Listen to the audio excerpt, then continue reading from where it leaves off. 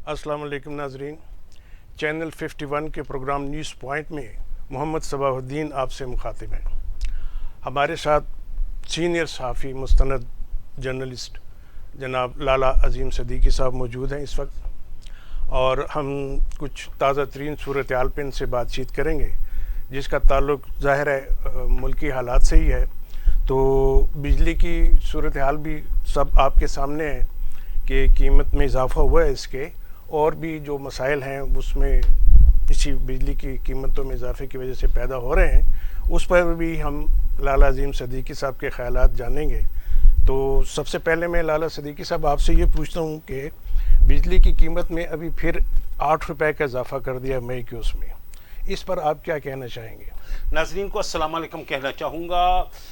ज़िलहिज का महीना और ईद और हज से 2-3 दिन पहले जी इस किस्म का ज़बरदस्त झटका सबाउद्दीन भाई, मैं कहता हूँ कि इंतहाई ज़ालिमाना सफाकाना फ़ेल है सॉरी, जिसकी जितनी भी मज़म्मत की जाए कम है। इससे 2-4-10 दिन पहले आपने देखा कि पेट्रोलियम मसनूआत की कीमतों में जिस किस्म का सफाकाना इजाफा किया गया, उससे महंगाई की एक लहर आ गई थी। और अब तो ये सूरत हाल हो गई है कि आज आप जो चीज़ लेने जाएंगे, अगर आप 50 रुपए में लेंगे, कल अगर आपको दुकानदार 60 रुपए का कहेगा, आप बहस नहीं कर सकते। इसलिए कि सूरत हाल इस किस्म की है कि रोज़ाना की बुनियादों पे महंगाई में इजाफा हो रहा है।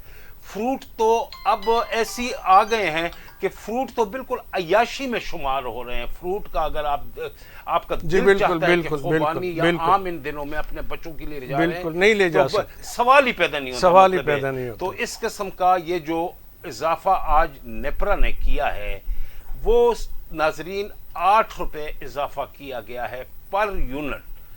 बिजली जो चोरी होती है, जो वापटा मुलाजमीन के घरों में इस्तेमाल होती है, और जो लाइन लॉसेस होते हैं बिजली की, जो तरसील, तरबेला, मंगला, दरगई या दीगर जो जहां से बिजली पैदा होती है, वहां से जो बिजली तरसील की जाती है, उसमें जो ज़ाया होती है, ये वो चीज़ है कि ये आप वो कहते हैं ना कि गुनाह बेलज़्ज़त, आपने ये बिजली इस्तेमाल नहीं की। जी बिल्कुल बिल्कुल। जो बिजली आप इस्तेमाल कर रहे हो, अगर आप उसका बिल देते हो तो चलो इंसान को दुख नहीं होता।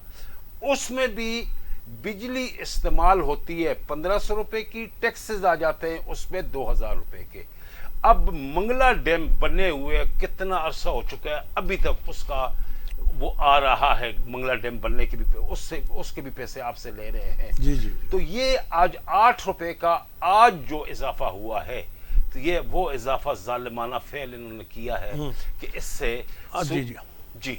अच्छा, दूसरा ये लाला जी कि ये बताएं कि जो बिजली की जो बहरान है, इसकी जिम्मेदार कौन, इसका जिम्मेदार कौन है और इसकी असल वजह क्या है?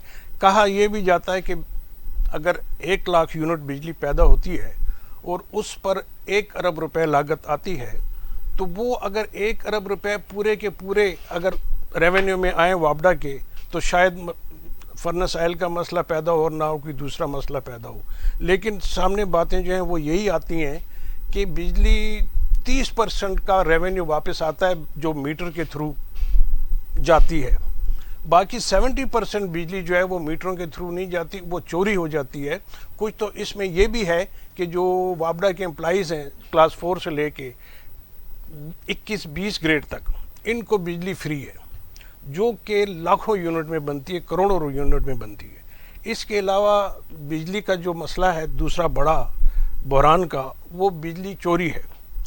बिजली की चोरी, ये बड़े बड़े कारखाने जो चलते हैं, फैक्ट्रीज चलती हैं, इसमें भी आपको पता है वापडा का अमला मिलने बगत से ये बिजली चोरी होती है। तीसरा जो सबसे बड़ा बहरान की वजह है, तीसरी वजह जो है सबसे बड़ी, वो ये है कि बिजली कुंडे लगते हैं। अभी पिछली कुछ साल डेढ़ पहले एक वफाकी वज़ीर ने भी रेलवे की ज़मीनों पे देखा था कि भाई कुछ 6-7 हज़ार कनेक्शन है रेलवे कॉलोनियों में। तो ये सूरत हाल पूरे मुल्क में है। कच्ची आबादियाँ हैं जहाँ पे, कच्ची आबादियों में तो मीटर लगे ही नहीं हुए।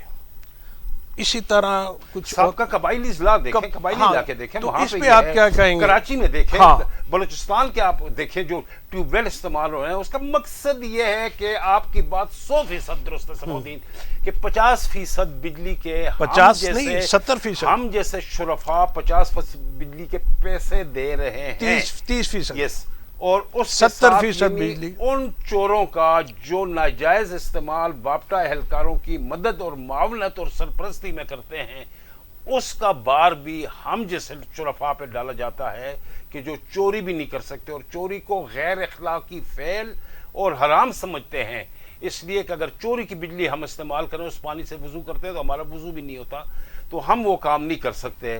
اور شہری علاقوں میں تو سوال ہی پیدا نہیں، شہری علاقوں میں مانیٹرنگ سسٹم بہت سخت ہے اور قوانین بھی بن چکے ہیں کہ 3 سال قید اور 5 لاکھ روپے جرمانہ، اور یہ ساری صورتحال ہے۔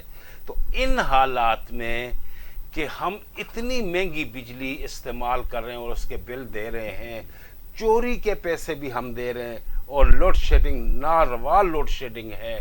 آپ صوبہ خیبر پختونخوا میں دیکھیں، دیگر علاقوں میں دیکھیں، 10 سے 12 14 گھنٹے لوڈ شیڈنگ، یعنی کم از کم لوڈ شیڈنگ جو ہو رہی ہے 14 گھنٹے ہو رہی ہے۔ اسلام آباد جیسے جدید بین الاقوامی بالکل بالکل یہاں بھی 6 سے 7 گھنٹے بجلی جا رہی ہے۔ تو ان حالات میں 8 روپے کا جھٹکا انتہائی غیر اخلاقی فعل ہے۔ جی دوسرا یہ کہ مردان میں پھر ایک دھماکہ ہوا ہے۔